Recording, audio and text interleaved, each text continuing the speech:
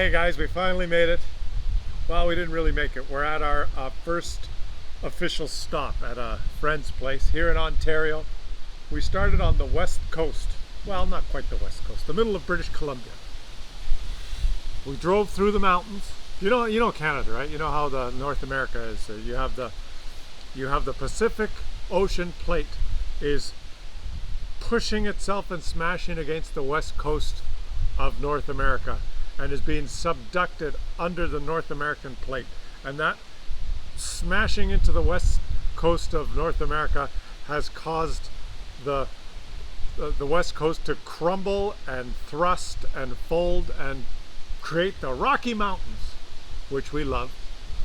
We started in the Rocky Mountains, and that subduction zone of the Pacific plate pushes and folds and creates the Rocky Mountains, which are still growing today.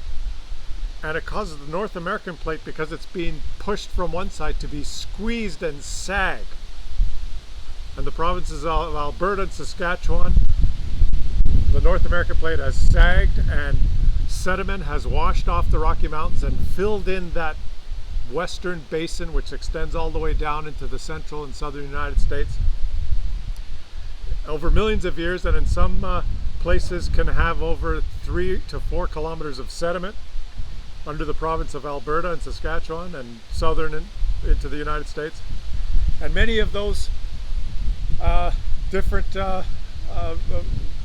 sediments and reefs and carbonates and all the different types of rock that have been deposited there over the millions of years contain hydrocarbon, and that's why the oil business is in Alberta and down all the way down to Texas, right, in the basin that's created just on the east side of the Rockies. And on the surface now, it's all pretty flat from the east side of the Rockies and the foothills through the eastern part of Alberta, Saskatchewan, and Manitoba, which is about over 1,000 miles or 1,500 kilometers. It's as flat as you can see from everywhere, and it's farmland now, but underneath the ground is full of oil. We drove through that, and that was fun to drive through. Straight cruise control, 110 kilometer an hour speed limits, driving without a care. And then we arrived in Ontario.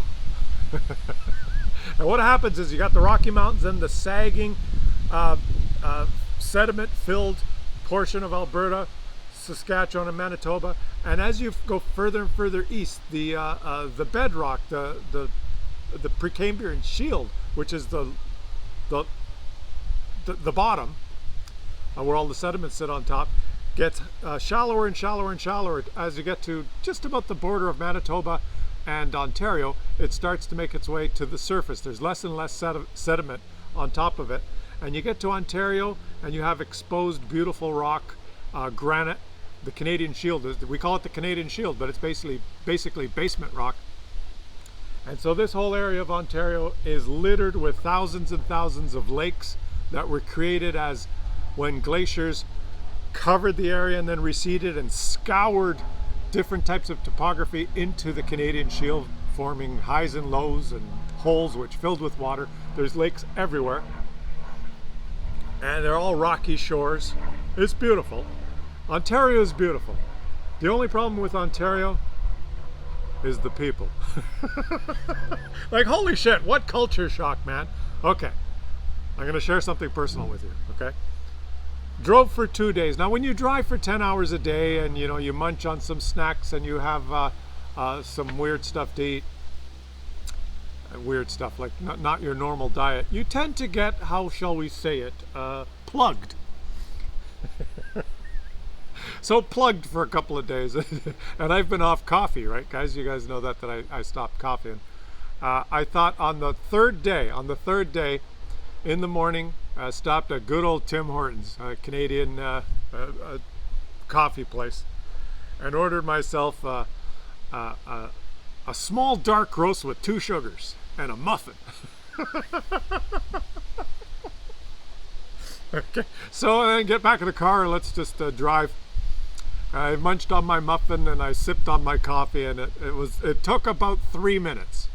Yeah, and 3 minutes is like, we need to stop. Where's the next exit? Where's the gas station? We need to find a bathroom. It was, guys, I was ready to explode, okay? Like, I could have been on the news. Man travels from British Columbia, enters Ontario, and defecates on the Trans-Canada Highway. But luckily, there's so many Tim Hortons here that it was only a few miles further ahead that got to another Tim Hortons. Pull in with the truck and the trailer attached to the truck. Now it's 25 feet long, right? The truck, the trailer, just pulled in diagonally over 15 parking spots. I don't give a shit. There, put it in park, turn it off, open the door, left the door open, and ran inside that restaurant. Got to the door, opened it, ran, going in, frantically looking for the men's room. And the lady behind the counter says, "Sir, you're breaking Ontario health regulations. You're not wearing a mask." Mask? What do we need a mask for? I just need to use the bathroom. You have to wear a mask, sir. Fuck! I had to run back to the car to get my mask that's hanging on the rear view mirror. Frantically just ripped it off and pulled one of the little ear things off because I'm in such a panic. Put one thing over my ear. The mask gets dangling. I'm holding it. I run back in. Anyways, it was the most beautiful 30 seconds of my life after that. It was just, I'm not going to go into graphic detail because I know a lot of you just do not want to hear this, but let's just say it was something that, if any of you experienced what I experienced in that 30 seconds, it was better than any stimulant or anything that you could possibly do. It was like, it was beautiful. Golden brown. It was amazing. But why do I tell you this story? Because later that day we pull into a campsite just yesterday. We just got here now, and the campsite from yesterday. Now Ontario is full of bureaucracy and rules, and the speed limit drops from 110. They have better and bigger roads, but the speed limit's 90. But nobody goes 90 kilometers an hour because you can't go 90. You can't even put it into overdrive. Cars aren't even designed to go 90 anymore, but you have to go 90. That's the law. Nobody goes 90. Everyone goes 110, except for one or two people that go 90. So there are constantly people trying to pass, and if you go 90, people pass you and go, "Get off the road, you freak!" And it's just a shit show. But what it means in Ontario is that the cops, Ontario Provincial Police, they have their own police, they can stop you. They can stop anyone. It's designed so that the police can stop anyone they want, because if you drive in Ontario, you will be breaking the law, because it's impossible to drive the speed limit because everyone's speeding. So it's just designed so police can stop anyone they want, because they can just choose any car and say, "Stop him." Why should we stop him? Because we can stop him because he's speeding. They have a control board here in Ontario. People here don't even understand or appreciate this stuff.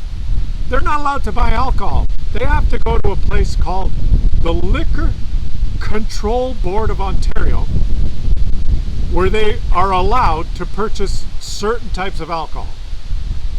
There's no private stores. There's no imports of great craft beers and really imported wine from different people. There's just the Liquor Control Board will allow you to buy some alcohol if we open a Liquor Control Board outlet in your town, and we staff it with a government employee. It's just anyways, it's just crazy. But getting back to the story, so I'm in the campground, and by now I'm cleaned out and everything's flowing properly, right?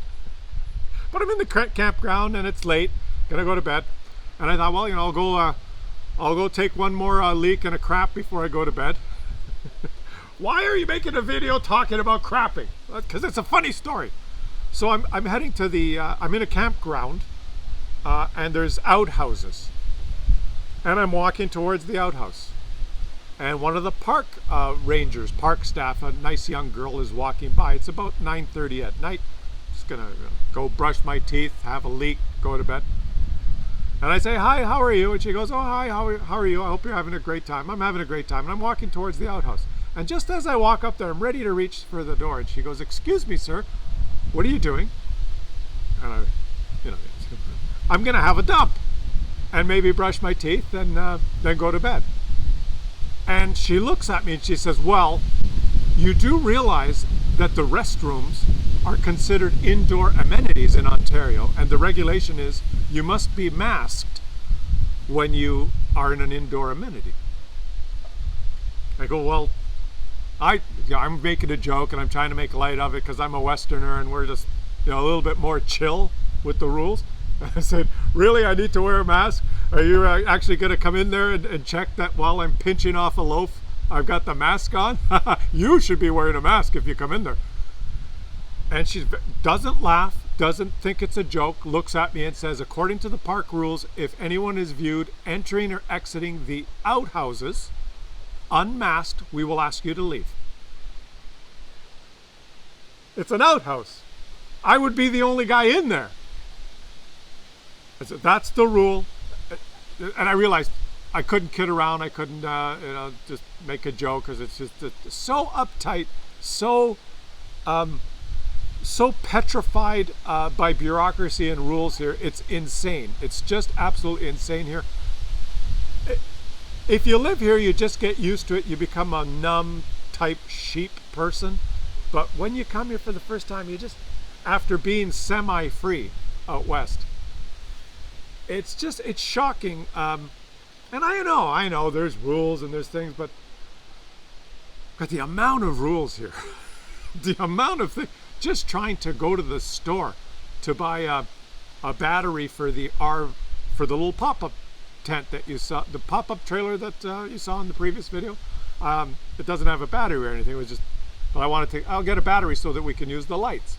You can't buy a battery without registering yourself at the hardware store to buy the battery. Name, address, phone number, contact information. What is your reason for acquiring a battery? Where is your old battery? Can you prove that you did not have an old battery that you disposed of yourself? Oh, you cannot prove that you've had an old battery that you've disposed of yourself? We will charge you an extra $20 battery disposal environment. I go, I don't have an old battery. This is the first battery I've ever bought. Well, sir, you must be replacing a battery. No, I'm not. I'm just adding a battery to the trailer. Did you not have a battery when you purchased the trailer? No, I bought it used from a guy that didn't have the battery. Well, we're going to have to charge you $20 environmental battery recycling fee if you cannot prove that you have. Okay, I'll pay the extra 20 bucks. What do you need? My name, my phone number, my address, my contact information? Well, you never know. We keep these things, this information just in case, I don't know, in case the government wants to track me down and steal my freaking identity?